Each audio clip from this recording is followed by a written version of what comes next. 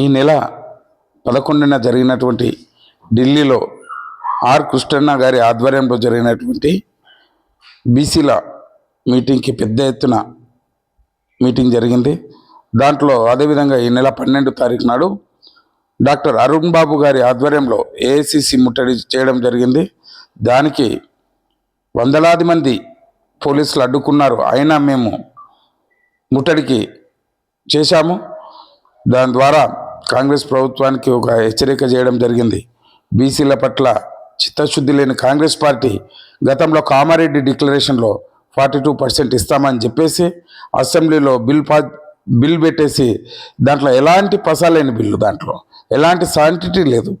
దాని ద్వారా మేము కాంగ్రెస్ పార్టీకి తగిన బుద్ధి మొన్న జరిగినటువంటి గ్రామ పంచాయతీ ఎలక్షన్లో కూడా బీసీలకు అత్యధిక మెజార్టీతో అత్యధిక మంది బీసీలు కూడా గెలవడం జరిగింది. అంతేకాకుండా ఈరోజు డాక్టర్ అరుణ్ బాబు గారి ఆధ్వర్యం లోపల రాష్ట్ర వ్యాప్తంగా డాక్టర్లు, లాయర్లు, ఇంజనీర్లు ముందుకు రావడం జరిగింది. 1995 బ్యాచ్కి చెందినటువంటి డాక్టర్ మల్లికార్జున్ గారి ఆధ్వర్యంలో 80 మంది డాక్టర్లు ఆ రోజు ఓ టెక్నికల్ ప్రాబ్లంతో ఓసీలకు సీట్లు కేటాయించారు. దానికి జీవోనే క్యాన్సిల్ చేసి ఆర్ కృష్ణన్న గారు 80 మంది విద్యార్థులకు బీసీలకు ఆ రోజు మళ్ళీ ఎంబీబీఎస్ సీట్లు కేటాయించడం జరిగింది. వారందరూ ఈరోజు డాక్టర్ అరుణ్ బాబు గారి ఆధ్వర్యం లోపల బీసీలకు చెందినటువంటి గాంధీలో తర్వాత ఉస్మానియా మెడికల్ కాలేజ్లో చదివినటువంటి డాక్టర్స్ అందరూ సిద్ధమయ్యారు. డాక్టర్ అరుణ్ బాబు గారి ఆధ్వర్యం లోపల ముందుకు సాగడానికి రాష్ట్ర వ్యాప్తంగా పర్యటించి బీసీలను ఉత్తేజపరిచి బీసీల రిజర్వేషన్ల సాధన కోసం ఇంజనీర్లు, డాక్టర్లు, మేధావులు అందరూ ఏకమై అరుణ్ బాబు గారి, టైగర్ ఆర్ కృష్ణన్న గారి ఆధ్వర్యం లోపల ముందుకు సాగడానికి వస్తున్నారు. ఒక ప్రణాళికాబద్ధంగా, అంటే ఈరోజు వాళ్ళందరూ తెరవెనుక ఉండి మేము ఒక ప్రణాళిక అరుణ్ బాబు గారి ఆధ్వర్యం లోపల ఒక ప్రణాళిక చేసుకొని ఏ విధంగా ఈ ఉద్యమాన్ని ముందుకు తీసుకెళ్ళాలి, ఈ కాంగ్రెస్ పార్టీకి తగిన బుద్ధి చెప్పాలంటే, అంటే 1931 నుంచి గతంలో ఉన్నటువంటి బ్రిటిష్ ప్రభుత్వం చేసిన కులగణనలలో ఆ లెక్కలు మాత్రమే ఉన్నాయి. కానీ స్వాతంత్రం వచ్చి 70 సంవత్సరాలు దాటిన బీసీలకు కాంగ్రెస్ పార్టీ ద్రోహం చేసింది. ఇంతవరకు ఎలాంటి బీసీల పట్ల చిత్తశుద్ధి లేని కాంగ్రెస్ పార్టీ గతంలో రాహుల్ గాంధీ గారు కన్యాకుమారి నుంచి కాశ్మీర్ వరకు భారత్ జోడో యాత్ర చేసుకుంటూ భారత రాజ్యాంగాన్ని చేతిలో పట్టుకొని బీసీలకు దేశవ్యాప్తంగా ఓబీసీలకు, బీసీలకు, వెనుకబడిన తరగతులకు, ఎస్సీ ఎస్టీలకు న్యాయం చేస్తానని చెప్పి ముందుకొచ్చి ఈరోజు రాష్ట్రంలో బిల్లు పాస్ చేసేటప్పుడు ఎలాంటి శాంటిటీ లేకుండా బిల్లు ముందల పెడుతుంటే భారత రాజ్యాంగంలో ఏముందనేది రాహుల్ గాంధీ గారికి తెలియదా? ప్రతి విషయానికి మరి సీఎం రేవంత్ రెడ్డి గారు ఢిల్లీకి వెళ్తూ ఉంటారు. ఒక కార్పొరేషన్ చైర్మన్ ఇవ్వాలన్నా, ఒక ట్రాన్స్ఫర్స్ ఐఏఎస్ ఐపీఎస్ కేటాయించుకోవాలన్నా, లేకుంటే ఒక ఏదన్నా చిన్న ప్రతి విషయానికి హైకమాండ్ అని ఢిల్లీకి వెళ్తూ ఉంటారు. ఇప్పటిదాకా 60 సార్లు ఢిల్లీకి వెళ్ళింటారు. మరి బీసీల పట్ల ఎలాంటి చట్టబద్ధంగా, న్యాయబద్ధంగా, రాజ్యాంగబద్ధంగా ఎలాంటి బిల్లు పెట్టాలనేది ఆయనకు తెలియదా? ఆయన మరి రాహుల్ గాంధీకి చెప్పలేదా రేవంత్ రెడ్డి గారు? అంటే వీళ్ళు ఇద్దరు ఖాళీ ఎలక్షన్ల కోసం బీసీలను మోసం చేయడానికి, దగ చేయడానికి, ఖాళీ ఓట్లు మాత్రమే వాళ్ళకి కావాలి కాబట్టి బీసీలను ప్రభోలో పెట్టి వాళ్ళ ఓట్ల కోసం మాత్రమే చెప్తున్నారు. కానీ రాజ్యాంగబద్ధంగా, చట్టబద్ధంగా ఎలాంటి శాంటిటీ లేదు. మేము మొన్న జరిగిన డాక్టర్ అరుణ్ బాబు గారి ఆధ్వర్యం లోపల డిసెంబర్ 12న మేము కాంగ్రెస్ ప్రభుత్వాన్ని హెచ్చరించడం జరిగింది. అప్పుడు పార్లమెంట్లో వాళ్ళకు 236 మంది ఎంపీలు ఉన్నారు. మీరు ప్రైవేట్ దమ్ముంటే రాహుల్ గాంధీ గారు మీరు ప్రైవేట్ బిల్ పెట్టాలి, మీ ఎంపీలందరూ సహకరించినట్లయితే బీజేపీ పార్టీ కూడా దానికి అనుకూలంగా ఉందని మేము హెచ్చరించడం జరిగింది. అయినా నోరు కూడా ఇప్పలేని రాహుల్ గాంధీ ఈరోజు ఎలాంటి తెలంగాణ పట్ల చిత్తశుద్ధి లేదు.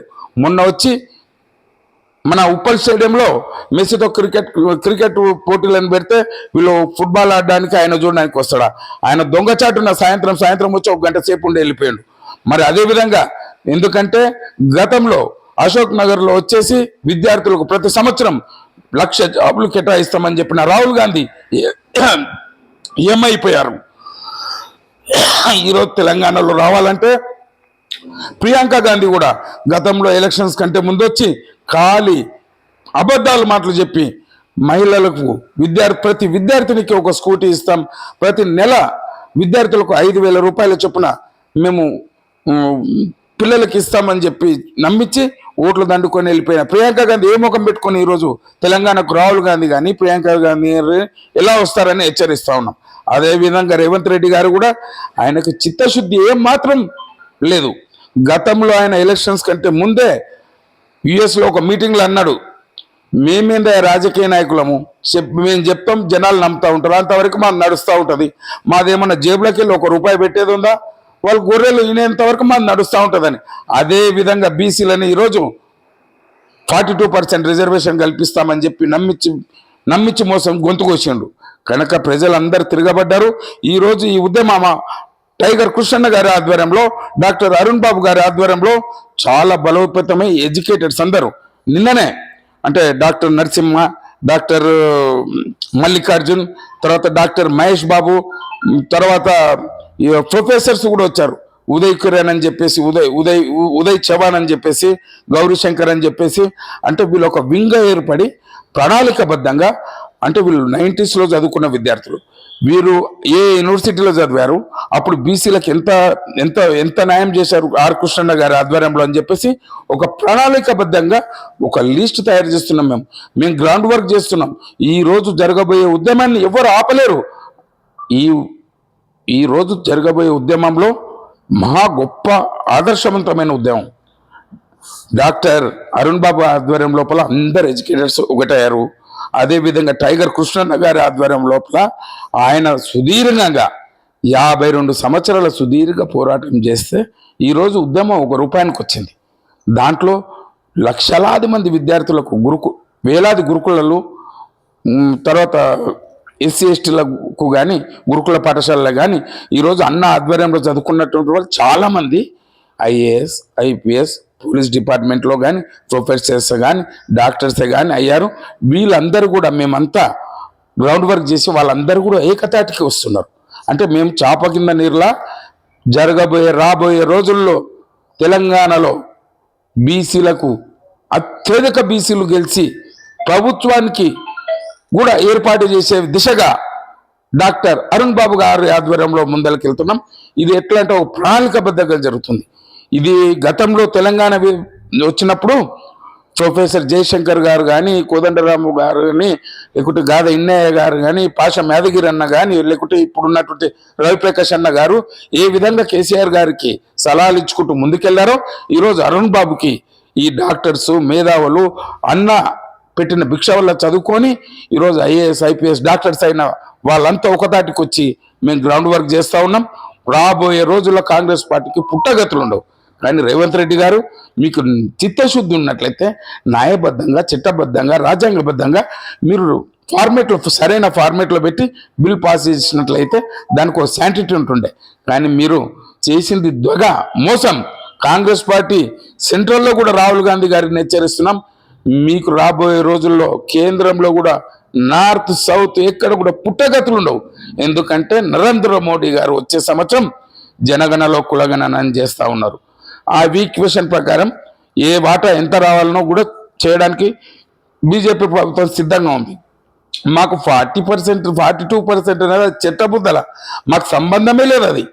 అది పసలేని బిల్లు, అది బేకార్ బిల్లు, దానికి ఎలాంటి ఇది లేదు. ప్రజలను మోసం చేయడానికి పెట్టిండు. బీసీలకు బాజాప్తా 50% బిల్లు 50% దక్కుతా ఉన్నాయి మా రిజర్వేషన్లు. మేమెంతో మా వాటా అంతా. కానీ అప్పుడు నిరసాయన కేసులో 19 మంది జడ్జిలతో బెంచ్ ఏమన్నదంటే 50% దాటొద్దన్నారు. కానీ రాజ్యాంగంలో సవరణ చేసినట్లయితే ఇచ్చే 9th షెడ్యూల్లో పెట్టే ఒక ప్రాసెస్, లేకుంటే రాజ్యాంగంలో సవరణ చేసే ప్రాసెస్. దీంట్లో మాకు 50% రిజర్వేషన్ దక్కబోతున్నాయి. మేము ఫైట్ చేసి తీసుకుంటాం. కానీ ఈ కాంగ్రెస్ పార్టీకి దమ్ము ధైర్యం లేని కాంగ్రెస్ పార్టీ ఈరోజు మొన్న బీసీలందరూ కాంగ్రెస్ పార్టీకి వ్యతిరేకంగా పనిచేసినందుకు మా బీసీలు కూడా ఇండిపెండెంట్లుగా చాలా మంది గెలిచారు. వారందరికీ పేరున ధన్యవాదాలు తెలుపుతూ ఎంపీటీసీ, జెడ్పీటీసీ ఎలక్షన్లో కూడా కాంగ్రెస్ పార్టీని చిత్తుగా ఓడగొడతామని చెప్పి హెచ్చరిస్తూ ఉన్నాం. అదేవిధంగా కానీ ఈ కాంగ్రెస్ పార్టీ వచ్చినాక ఎలాంటి, అప్పట్లో అంబేద్కర్ గారు కూడా నెహ్రూ గారు, గాంధీ గారిని అడిగారంట, అంటే ఎస్సీ ఎస్టీలకు చట్టబద్ధత ఉంది, బీసీలకు కూడా చేద్దామంటే చేద్దామని చెప్పేసి 70 సంవత్సరాలైనా బీసీలకు అన్యాయం చేశారు. ఈరోజు వెనుకబడిన బీసీలు ముందుకు రావాలంటే గ్రామాలలో ఒక సర్పంచ్ కావాలన్నా ఎంపీటీసీ కానీ పరిస్థితులు కుమ్మరి తర్వాత మంగలి ఇటువంటి వాళ్ళు లేరు. ఈరోజు మా బీసీలో ప్రభుత్వం వచ్చినట్లయితే మా వాటా మాకు దక్కినట్లయితే విద్య వైద్యం అదేవిధంగా చట్టసభలో కూడా మా వాటా మాకు కావాలని ఫైట్ చేస్తున్నాం.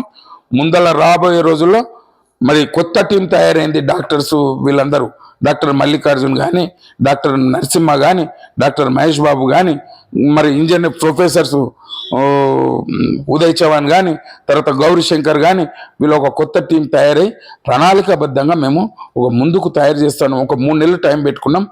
అప్పట్లో మన ఆర్ కృష్ణన్న గారి ఆధ్వర్యంలో దాదాపుగా 30 నుంచి 40 లక్షల మంది విద్యార్థులు సాయం పొందారు, అంటే స్కాలర్షిప్స్ తిన్నారు. మా టార్గెట్ ఏంటంటే 30 లక్షల మంది వాళ్ళ ఫ్యామిలీ ఇప్పుడు వాళ్ళు మ్యారేజ్ చేసుకున్నట్లయితే వాళ్ళ మిస్సెస్ వాళ్ళ పిల్లలు చెప్తే 4 అవుతారు ఇంటికి. 30 × 4 అంటే 1,20,00,000 మంది ఆర్ కృష్ణన్న గారు వెనుక ఉన్నారు. ఆ విధంగా యుద్ధానికి సిద్ధమై వస్తున్నాం. ఖబర్దార్ రేవంత్ రెడ్డి, ఈరోజు హెచ్చరిస్తా ఉన్నాం. రాబోయే రోజుల్లో మీ పార్టీకి పుట్టగతులు ఉండవు, ఏ పార్టీ కూడా పుట్టగతులు ఉండవు. బీసీలు ఐకమత్యంగా ముందుకు రాబోతున్నారు.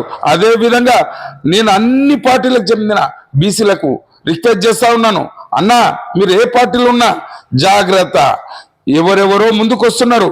మరి ఈ విధంగా నేను చెప్పబోయేది ఏంటంటే గంగుల కమలాకర్ అన్నకు కానీ వినయ్ భాస్కర్ అన్నకు కానీ మరి బాజిరెడ్డి గోవర్ధన్ అన్నకు కానీ టీఆర్ఎస్ పార్టీలో ఉన్నటువంటి అన్న వాళ్ళకు పుట్ట మదన్నకు కానీ వీళ్ళందరికీ చెప్పడమే అంటే మీరందరూ ఒకతాటికి వచ్చి మన రిజర్వేషన్లు వచ్చేంత వరకు ముందుకు ఉండాలని కాంగ్రెస్ ఉన్న లీడర్స్ కూడా చెప్తున్నా, టీఆర్ఎస్ వాళ్ళకి చెప్తున్నా, మీరందరూ ఏకతాటికి వచ్చి ముందుకు వచ్చినట్లయితే స్వచ్ఛమన్న 50%కి 50% టైగర్ ఆర్ కృష్ణన్న గారి ఆధ్వర్యం లోపల డాక్టర్ అరుణ్ బాబు గారి ఆధ్వర్యం లోపల రావడం ఖచ్చితం. జరగబోయే ఎలక్షన్ల ముందే మన రిజర్వేషన్లు సాధించుకుంటాం. రాష్ట్ర వ్యాప్తంగా గ్రామానికి మేము తిరగడానికి సిద్ధంగా ఉన్నాం. మేము ఒక ప్రణాళిక ఏర్పాటు చేసుకున్నాం.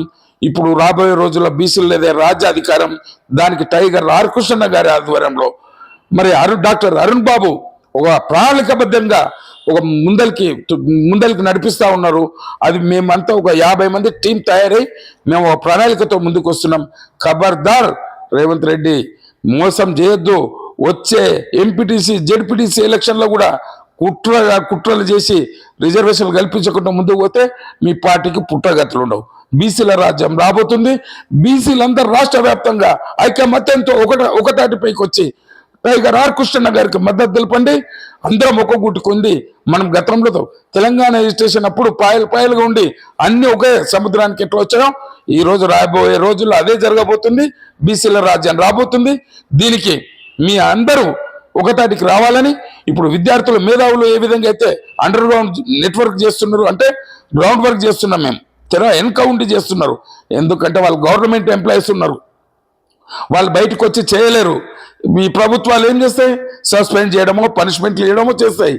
ఇప్పుడు చేసే ఈ డాక్టర్స్ ఇంజనీర్స్ ఇప్పుడున్న రాష్ట్ర ప్రభుత్వంలో ఉన్న వాళ్ళందరూ పెద్ద ఎత్తున ఈ ఉద్యమాన్ని ముందుకు తీసుకుపోతున్నారు.